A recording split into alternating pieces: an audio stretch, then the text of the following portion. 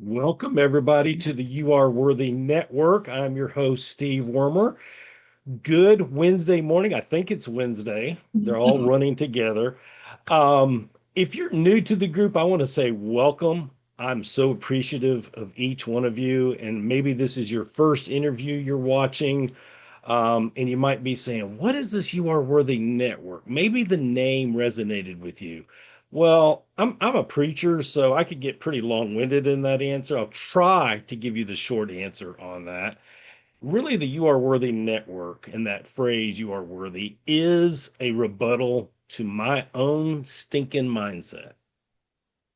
That old stinking mindset that says you're not worthy of love, respect, or success. Anybody else relate? So I wanted to do something to encourage people and give them a little hope through their day that their story's not over yet. That whatever season they're going through, it may be excruciating, difficult, but it's just a chapter. There's better chapters to come, and your whole book is still being written. That's the short answer. And you will see today with our guest that definitely plays out. I'm excited to introduce you to Suzanne. You're like, Steve, thank you for being done with that pitch quick. Quick, we want to be done with that and we want to learn about Suzanne. I understand. Because Suzanne's awesome. Let me tell you a little about her. Suzanne Spencer is an inspirational speaker, former television news anchor, and a brain tumor survivor. Suzanne speaks to leaders and teams navigating uncertainty who want to build resilience, turning setbacks into opportunities for growth. After years of working in a fast paced, deadline driven business, she combines award winning storytelling with practical strategies to equip audiences with tools they can use immediately to adapt, grow, and lead through change. Suzanne lives in Milwaukee with her family, where she loves to explore Lake Michigan, cook, and live every day to the fullest. Suzanne, welcome to the You Are Worthy Network. Oh, goodness. Thank you so much for having me. It's a great way to start the day. Yes, indeed. So in Milwaukee, the winter thaw has occurred. The sun Yep. is appearing. The water temperatures are rising. The snow is gone. It looks Most of it. good. Oh my gosh, tell me No, there's no, not no, still I'm snow on the kidding. ground. No, I'm kidding. We've officially passed the calendar into the summer solstice was just this weekend. So we're officially summer in Milwaukee. It's Summerfest. It's one of the biggest live music festivals in the country. And yes, Milwaukee, like this is the best time to be here on Lake Michigan, enjoying all that summer has to offer. Very nice. So tell us a little bit about who you do life with in Milwaukee. Tell us about your family. Yeah, so my husband Paul and I moved to Milwaukee. Gosh, it's been 9 years. We're celebrating our ninth anniversary today, of all days. And Wow. thank you. And we've been here 9 years. So we moved to Milwaukee mostly for work and decided that it checked a lot of boxes for us, so much that we decided to buy our first home here. My in-laws have followed us here. My brother has followed us here. So we've built a network here of family and also friends who have become family. So we're close enough to our hometown so we could still get home to see people within driving distance. But Milwaukee was home for us for many reasons, and it's where we are now. That's amazing. So yeah, it sounds like definitely you call Milwaukee home now. Yep. And we Um, got one little one, Jane, who is 3, and she is just absorbing the world around her. If you remember the toddler years, it's a lot of why this, why that, and she's definitely in that phase. So she keeps us on our toes and in the best possible way. I always think people always say, "Oh, everything changes when you have kids," and my second part of that answer is like in the best way. Good answer. I'm sure she keeps you on your toes with that energy level too. Yeah, she does for sure. And then you've got something exciting around the corner too, in Yeah. concerning the family, right? Yep, we are pregnant with number 2. So Oh, baby boy is coming in August. So all the preparation, all the nesting, and all the things that like have been on your to-do list for months and months and months, and now that like a baby is gonna come into the world, you realize you gotta like buckle down and get stuff done. Oh yeah, August is just around the corner. I mean, we're July next week. Yep, I know it's crazy. Congratulations, that's Thank awesome. thank you. You know, Suzanne, I like to do this with guests quite frequently. I'd like to take you back in time.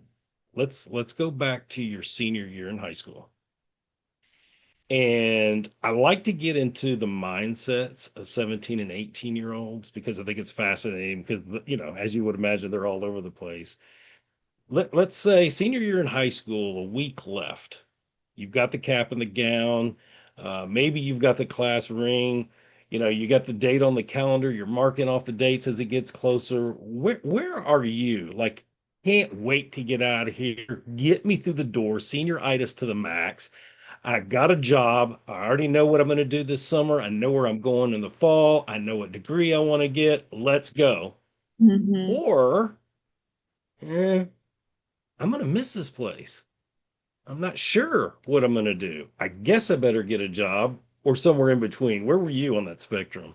I was definitely on the first part of that spectrum. So I would say I've always had no problem with internal motivation and propelling myself to like do the next thing. And I think high school for me was a great stepping stone to what was next. And so I always treated it, I think, as I always wanted to be like older and have a job and do the adult things. And I don't know if everyone's wired that way, but for me, senior year was so much, fun, right? Like you have a lot of fun.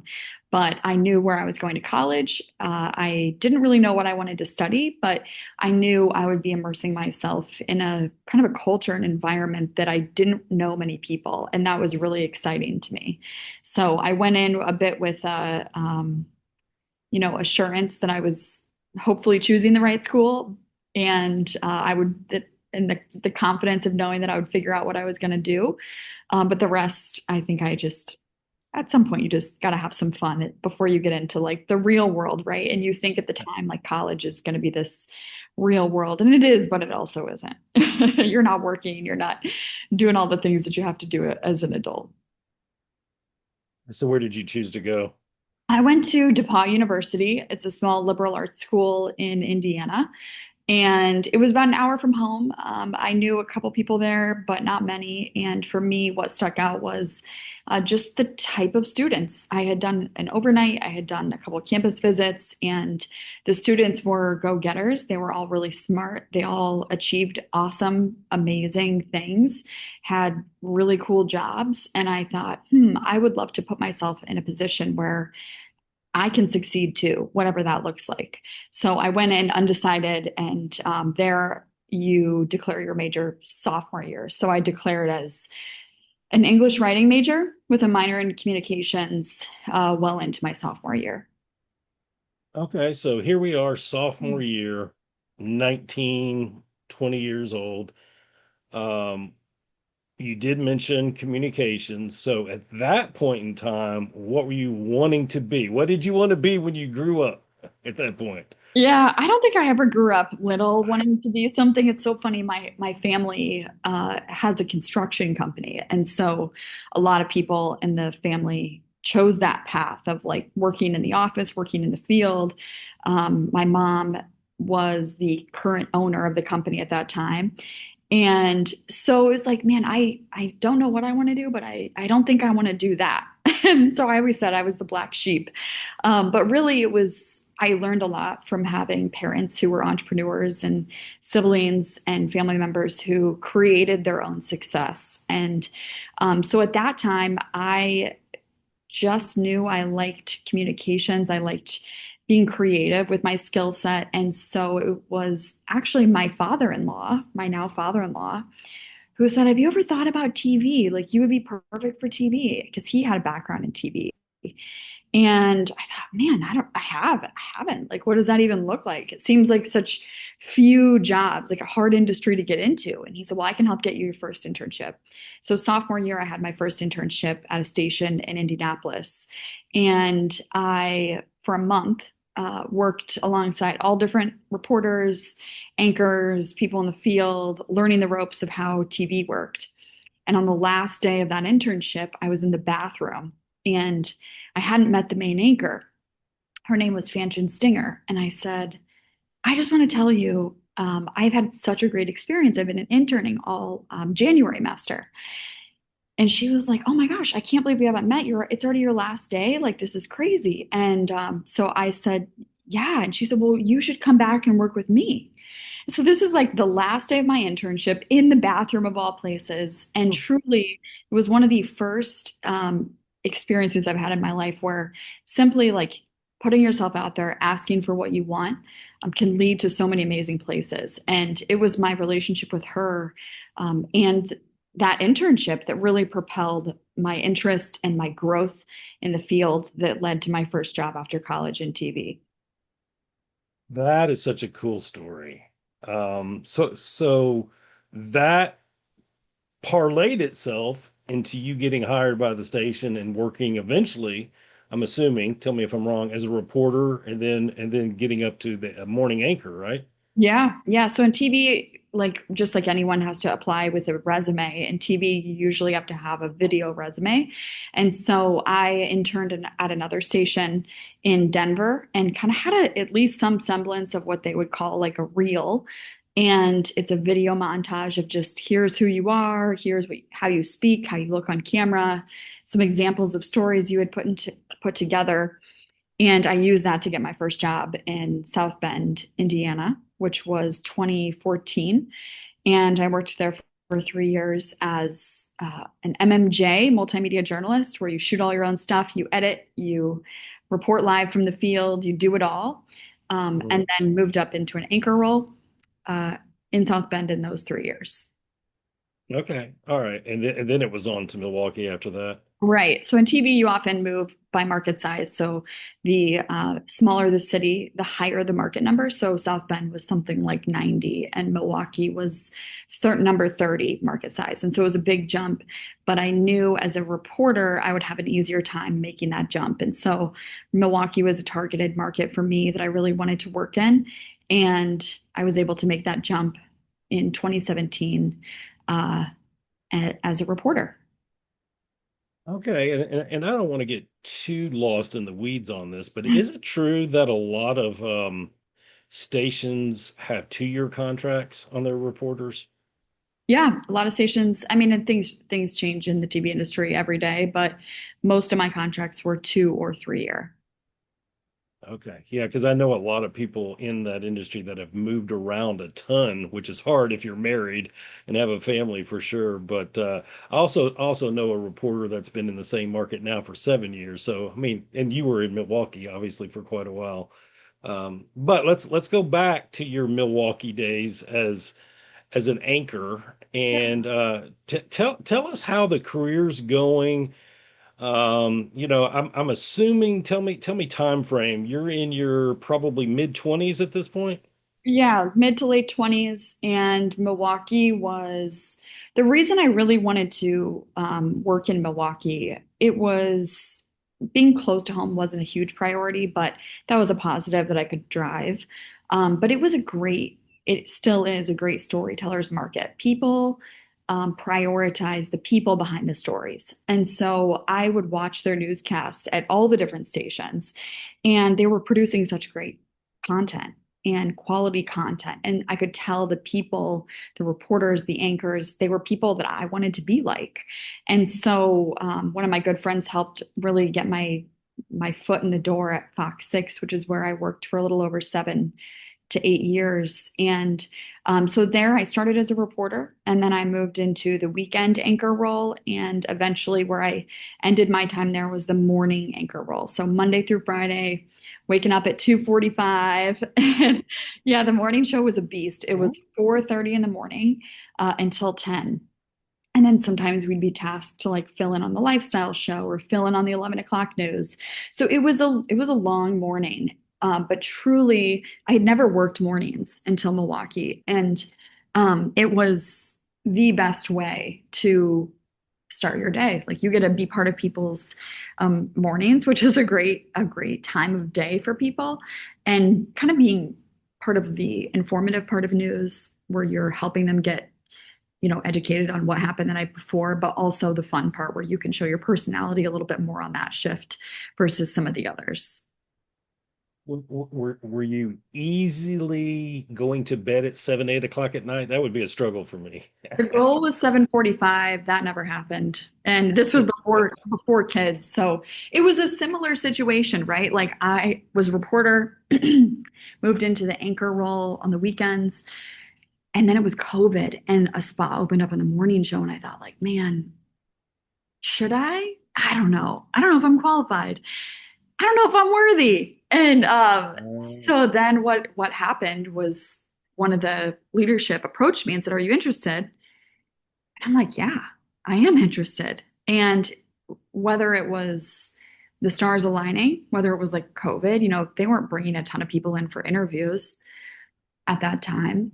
I got the job in 2020, and that started um, a great chapter of my career, which was being a morning anchor in Milwaukee, which was really the dream job, Monday through Friday, having an incredible work team, a good shift, even though it was early, it was ideal to have my afternoons and evenings, right? So that was a huge positive for my husband and I, who had worked and kind of lived in a couple different places by that point.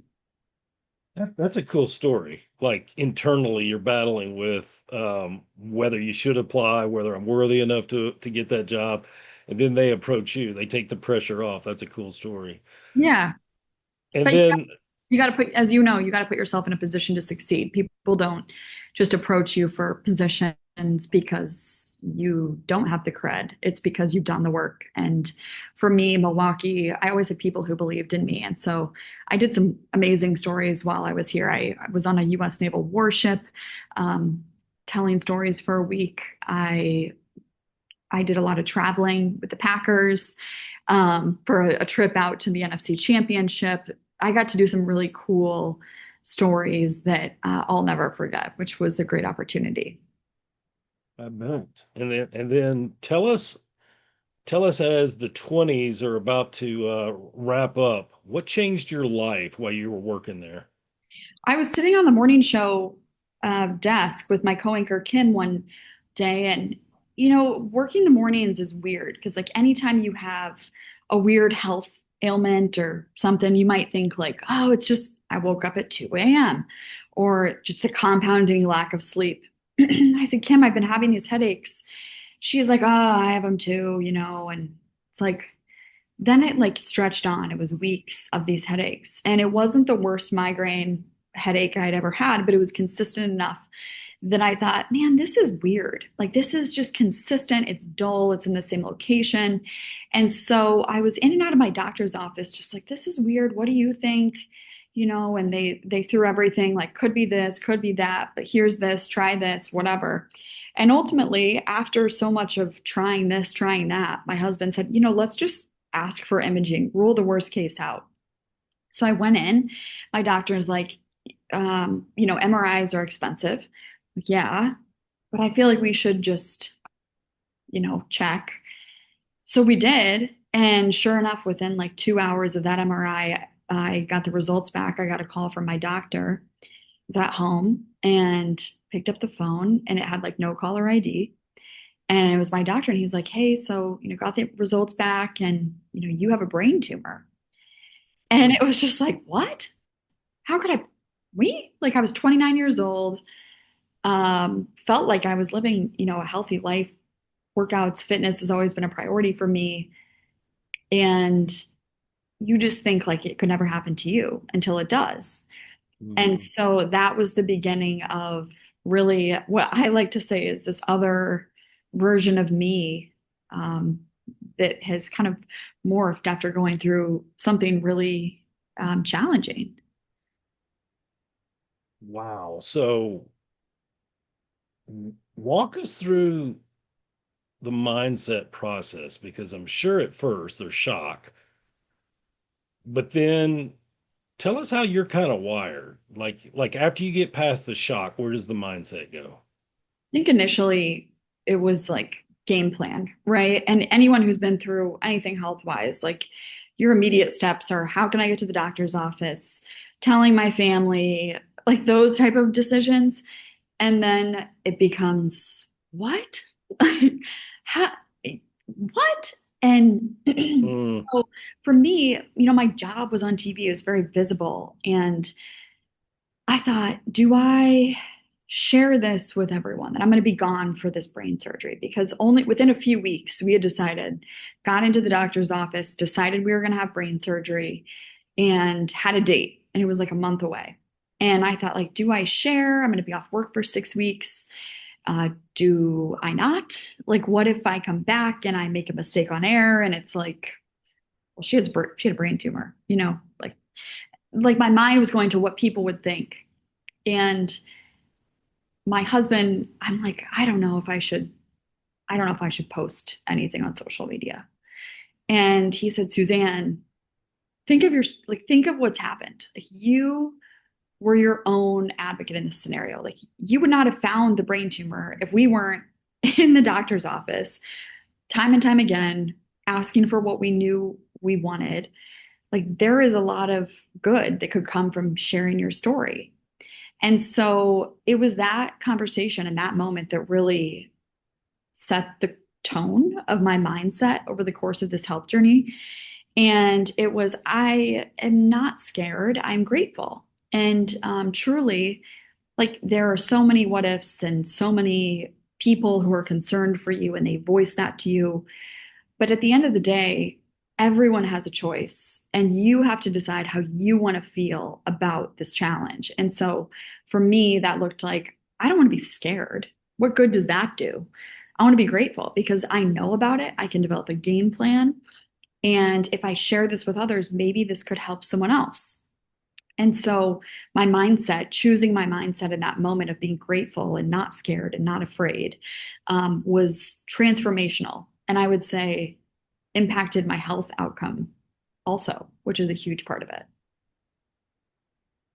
I can't begin to tell you, well, a couple things. First of all, that's a fast moving train to go from getting that phone call 2 hours later to you said, I think you said a month and Mhm. surgery was scheduled.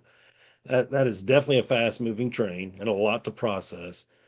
And you don't know this about me, but I teach a lot on choosing gratitude and how it is a choice and how it forces out the negativity and the anxious thoughts. And I love that you went there so quickly. Is that something that comes naturally to you, or did you really have to wrestle to get there? It's funny. I've been asked that before. Like, was this mindset thing like innate for you? And truly, that is where I say having your support, having good people around you can also have a huge impact on you. And I think my husband's always kind of been more of like the mindset guy. Like he's always the one that's like, oh my gosh, life is good. Like, just that kind of mentality. And so for me, I would say I wasn't not focused on the way I was thinking about my mindset, but I didn't realize in that moment how quickly other people's thoughts and concerns could become my own and become my own mindset. And so he was quick, I think, as a support and loved one, like my husband, the closest person to me was like, before you spiral, take a moment to know that like you do have a choice. And that was transformational. And then I got to see the fruit of that decision. And then now I'm like, well, of course, I'm a wholehearted believer in choosing your mindset. So I would say it's a little bit of both. I was open to it. Um, I knew the power of it, but also like you got to have people in your corner who see things differently than you do. And he was the one who got me to see it in a way that transformed my life. That's huge to Mhm. have a spouse that is that strong in mindset for sure. So walk us through. I mean, at the time, you didn't have your daughter yet, right? No, so this was it's 2021, just for a timeline here. 2021, I was offered the option to have a brain surgery through the nose. It's a newer in the realm of like I'm at the time it was maybe like 10 to 15 years like people were really starting to do it. Like so that option was available to me because of the location of my tumor, which was kind of square in the middle of my head. It was less invasive, obviously, than going through the skull. got me back to work sooner. And so I decided to do this surgery through the nose, July of 2021, and went back to work like 6 weeks later. Went on air, asked my neurosurgeon to come, my husband to come, and told this story. And we have the clip like of, you know, this is how we found it. Be your own advocate. And this is also what it's like to like see your life transform in a way where you are where you need to be. Like this surgeon, this team was 5 minutes from my house. I mean, just who would have thought that all of that would kind of come together in the way that it did? But it just gave me reassurance, like things work out the way they're supposed to. Wow. So the surgery goes well, you're back on air, and I take it, it sounds like your employer was supportive, right? Yeah, yeah, they were great. And truly, like I just thought, like, well, one and done, right? Let's do this surgery for any potential complications that could come later on.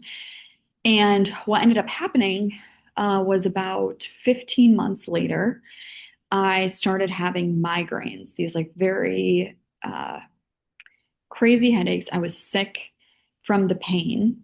I went out on short-term disability because the migraines were so bad. There was no way I could wake Mm. up and function at this level that I needed to. And then out of nowhere, my right eyelid shut. And so this was a new symptom. And what made it all even more serious is that I was pregnant.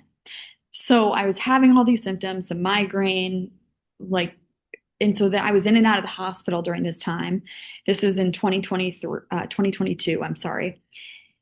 And just trying to figure out, like, are you having a stroke? Or you, like, there's all sorts of possibilities.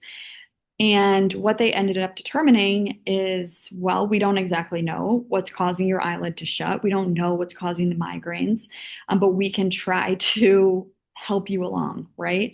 But there's only so many things you can do for a pregnant person. Like, truly, my team maxed out, I think, every possible uh, option available to me to help with the pain, help with the nausea, help with the lit eyelid. But what happened was they got me through to delivery, and a few days after Jane was born, my eyelid shut again and did not reopen. And so previously it would shut and then would open and it would shut and then would open. And my neurologist looked at me and she's like, something's wrong. And so they immediately sent me for more imaging, 2 weeks postpartum. You know, I've got my newborn at home and they saw some changes that they didn't like. And so they sent me for surgery pretty soon after. So this is 18 months after my first surgery, 2 weeks postpartum. I sign up for my second brain surgery. And what they ended up finding was there was an infection in the area of the first surgery location. So it was causing a lot of buildup and inflammation in that area, causing my eyelid to shut, causing the migraines. And so that was truly, pregnancy was not really uh, the first time was not really like a very bright time. I was in a lot of pain, a lot of uncertainty. And then you have this baby, and then you have brain surgery, and my eyelid is still shut. And I'm like, is my eye going to open? Like, am I ever going to go to work? Am I ever going to be able to drive again? All the what ifs are running through my mind. And I just had to wait. Truly, I had to wait to see what would happen. And that was a really tough time for sure. So just to be clear, it was not a second tumor, it was infection from the first surgery. Right. And my type of tumor is, it's a cyst actually. And a lot of people get cysts. It's just the location of it was right, essentially pressed up by the brain. And so, like a part of it will always kind of be with me. I'll always have a relationship with my neurologist, my neurosurgeon, my neuro-ophthalmologist. But there was never any, there's no guarantees with your health, but there was never any sort of like, we got all of it, you're going to have no issues. Like there will always be a potential that I could have a complication, but I mean, such is life, right? Wow. So that's a lot. And Mhm.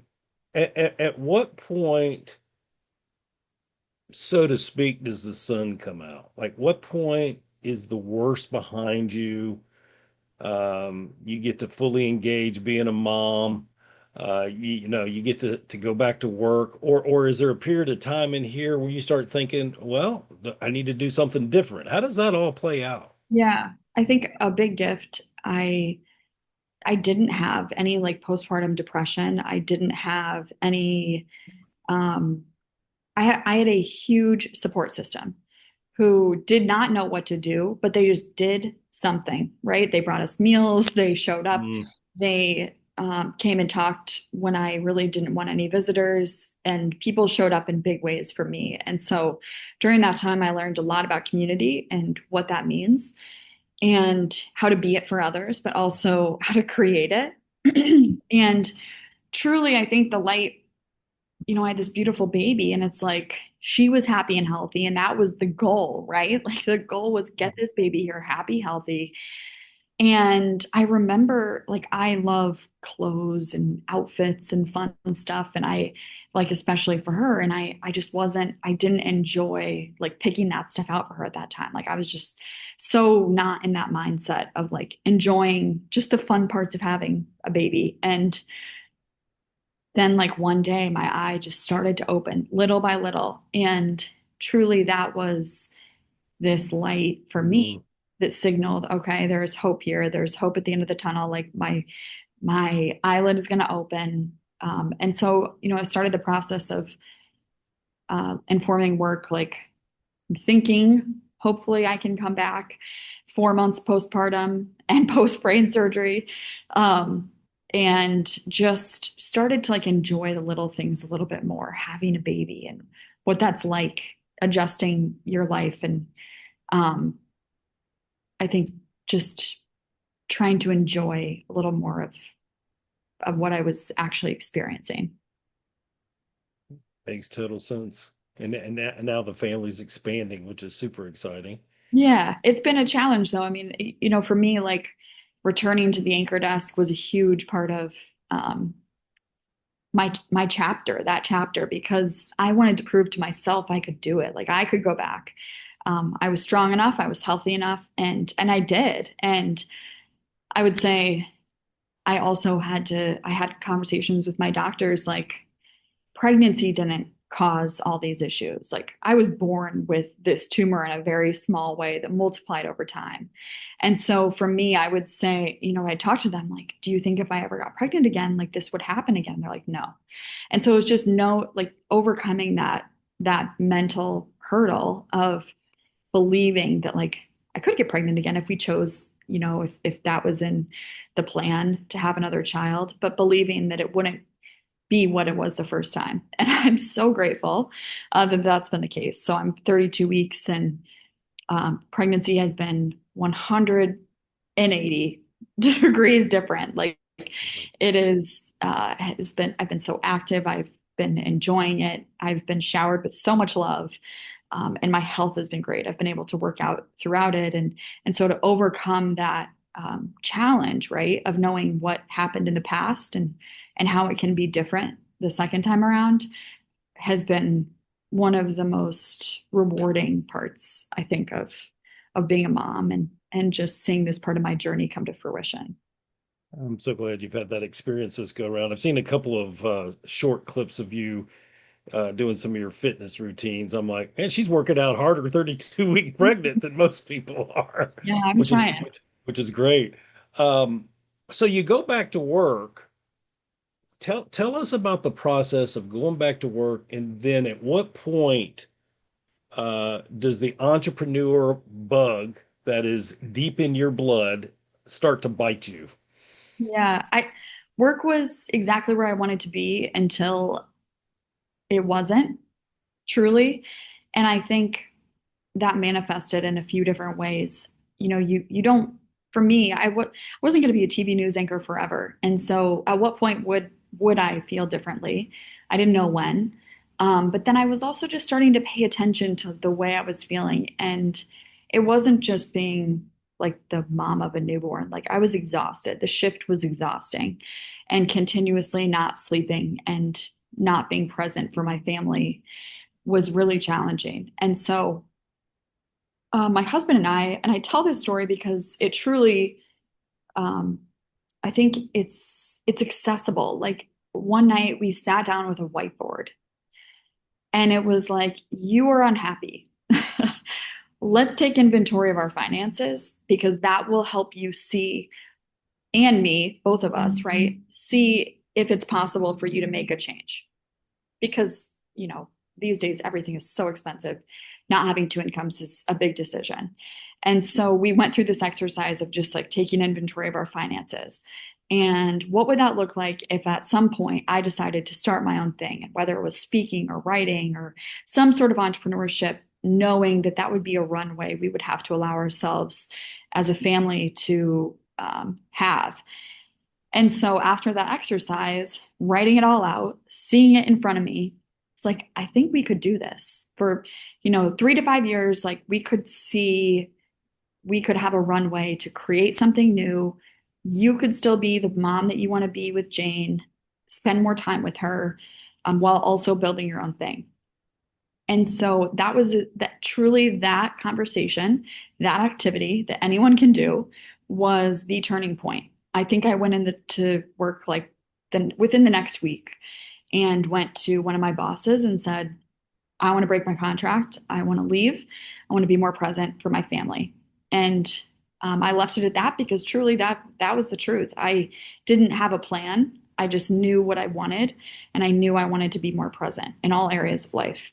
And so they said, okay, and it takes some pieces to move around and some things to happen.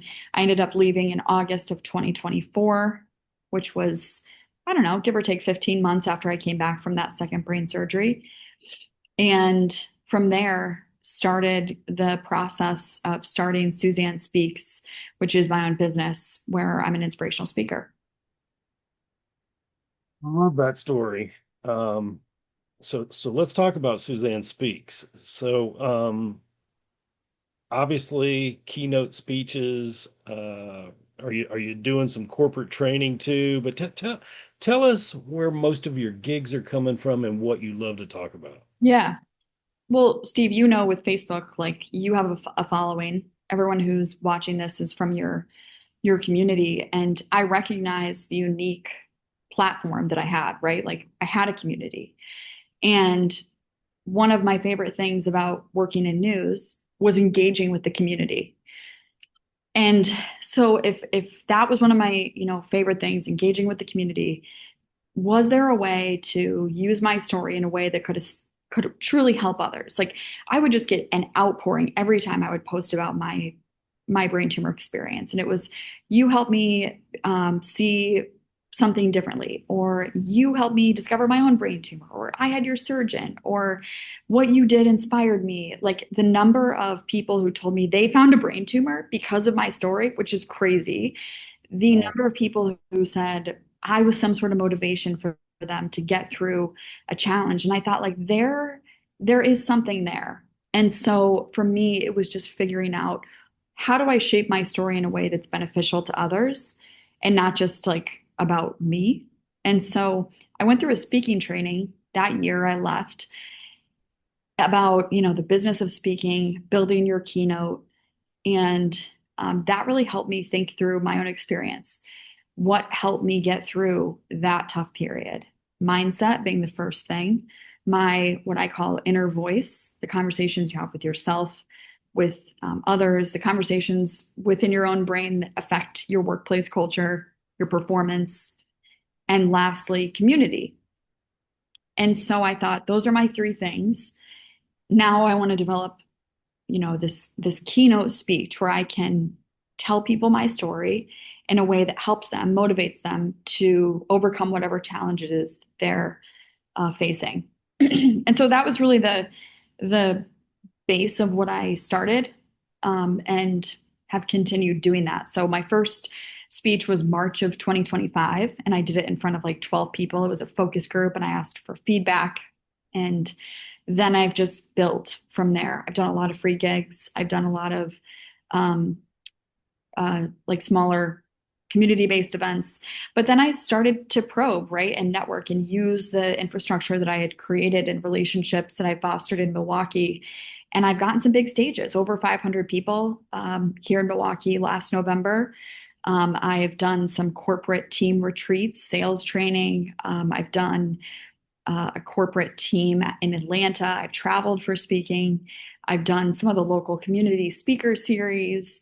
I have one for like an association coming up of insurance agents this fall. So it's been truly so fulfilling to use my story in this way to help others, and also be able to create a business, right? Like nothing gives me more fulfillment than being able to create a life I want and have flexibility for my family.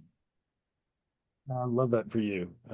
I'm so happy that you're in this season of life, and that you're doing what you love and it's helping other people. I mean, some of those encouraging remarks that you got from people that were watching your story in your community, like they went and got diagnosed, and that's incredible. Um, do you have a signature talk, and what's the name of it if you do? Yeah.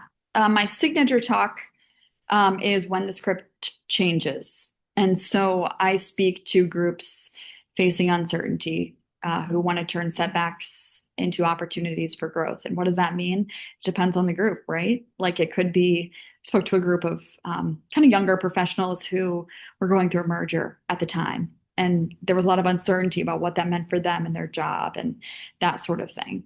And I've talked to a group of a corporate team that has a lot of uncertainty in terms of like the market. What's happening with the market really impacts their day to day, and how do they stay kind of above it all? And so my talk is I storytell, right? That's my nature as a storyteller. And so I use storytelling to kind of reveal this framework that helps people overcome challenges. And it's designed to be something you can use personally or professionally, so that when you have something in front of you you're working through, you can use this tool to get through it. Yeah, I love that. So are most of your talks being done locally there? Not necessarily. I've had a number locally. That's really where I started, but I've traveled to Chicago, I've traveled to Atlanta. Most of my stuff has been within driving distance so far.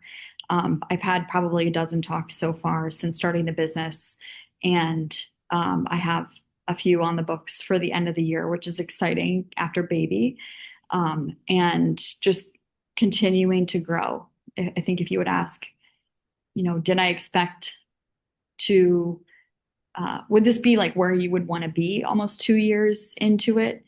I think I would say yes. Like, am I making anywhere close to what I used to be making? No. But for me, the earning potential, right, from speaking and what I know I'm capable of is far more worth chasing than the, what I would say, risk of staying in my current job. There's always a risk people talk about of doing the new thing, but there's also that risk of staying in your current situation. And so for me, making that jump was huge, and I think at the right time. Yeah, you're wise in my opinion, looking at it for the long play. It takes a while to build the following and to get the opportunities and to do the free gigs, and you're building it right for sure. I'm sure you've been asked this question more than once. Is there a book in the future? I left TV, and that was like the first thing I knew I always wanted to do was the book. And I would say the book is the it's not done. I've started it, but my hope is to pitch to publishers this year, and to make moves on that. So a lot of speakers have books that work in conjunction with their talks, and for me, I want my book to be more of a memoir that stands alone, because what I went through is, yes, it's unique, but it's also universal in the sense that we've all been through challenge and we've all been through tough things. And so the book is for someone who's looking for that story of transformation. And that's one thing I'm really excited about to expand my business into in the coming year. Yeah, I love that. So the books, what would you say, halfway written? Oh, no. Uh, I couldn't even speculate, Steve. 25 pages. I'm even embarrassed to say. I've done a lot of thinking about it, a lot of brainstorming, a lot of like the back end work of working on the chapters and what they'll be about. The writing part I've started, but as you know, with anything, it's like I just got to commit to it. I got to sit down. And for me, I'll be honest, my strength is deadlines. Like I love deadlines. I work well under deadlines. So I know once I have that deadline, I will accomplish it. Right now, it's like, okay, it's on the to-do list. So is the social bucket. So is the speaking bucket. So are like all these other things. So we will get there. Oh, and you're gonna have a baby boy in a few Yeah, weeks. right, exactly. And I'm sure there will be a transition for that as Yeah. well. Well, and I've got another question before we close it out, but it reminds me of when I had my first book idea and I had the outline and the chapters and all that, and I hadn't sat down to write the meat of the content. And I had a coach at that time who we got on a Zoom call, and he, for some reason, he started off about the book. I don't know why we hadn't talked about the book ever really in a coaching call. He just knew it was on my heart. And I think, and he became a friend, so I could say this like this to him. I said, I'm not paying you to talk about the book today. Here's what we're going to talk about. Mhm. But I got off that call with him, and it sat with me. And this is just the way I'm wired. It bugged me, and I had a little time in my afternoon. I started writing, and 3 weeks later, that book was done. Oh Now, my, I had a lot to learn about proofreading and editing and publishing, but sometimes, who knows, just a little nudge. I'm not saying you need it, but that was just how my experience worked. yeah. No, Um, there is a nudge for sure that needs to happen. I think um, I know myself well enough to know when I commit to something, I'll do it. And it's just the timeline. We'll work through that together. I'll keep you posted. I would appreciate that. I'd love to hear it. What would Suzanne of 2026 tell Suzanne that was a week away from high school graduation? What would you tell that 18-year-old girl? I was just back at my college actually, and someone asked me something similar. And I would say it's so funny, like anything is possible if you put your mind to it, right? And you don't have to be wired that way. You can be someone who drags their feet and be a procrastinator, but anything is possible if you choose to do it. And for me, I think looking back, I always had a bone in my body of wanting to accomplish big things. I didn't know what they were, I didn't know how that would manifest. But it makes a little bit more sense now that I've been through what I've been through. It's like all of that led to now all of that experience in news and storytelling and finding the silver lining in a world of really tough news. Like that was always really my strength, and I've seen that now come to fruition in this new chapter. And so I think whenever you look back on the previous versions of yourself, there are threads that make a lot more sense now. It was always there, but just how it was going to manifest required a lot of diligence on my part to make it happen. So I think it's a choice, and I think everyone has that choice. And so if there's something you want in life, you should do it. Well, I want to thank you because you're a great example of tenacity, of choosing gratitude, and it's been really, really an honor to have you today, and you've been able to share vulnerably. But you've made tough decisions, and you've made them with your husband. Family, it's obvious family comes first. But you're just a great example of wisdom, vulnerability, and moving forward, obviously, in the midst of extremely difficult circumstances, but had an incredible, grateful perspective. Not only looking back, which is the easier part of it, but you chose it going into the eye of the storm. And to me, that's remarkable. I have high respect for that. I'm just thankful that I've gotten to know you. Thank you for sharing a little bit of your story today and being our special guest. Well, thank you for the opportunity. It's always great to connect with someone who, you know, is willing to share the light on the platforms of in a world of craziness, to share the good stories, and hopefully mine will be just what someone needs to hear.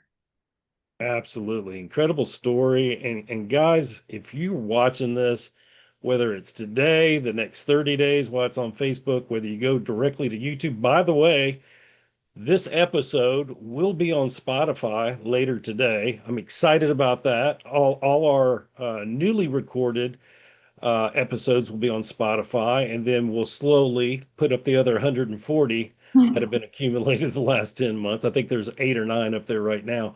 But Suzanne's story is a perfect example of, in the middle of it, it can be intense, it can be emotional, it can bring up a lot of questions. And again, I'm reiterating, she chose gratitude, which is the great equalizer, in my opinion, but intense nevertheless. But her story wasn't over yet.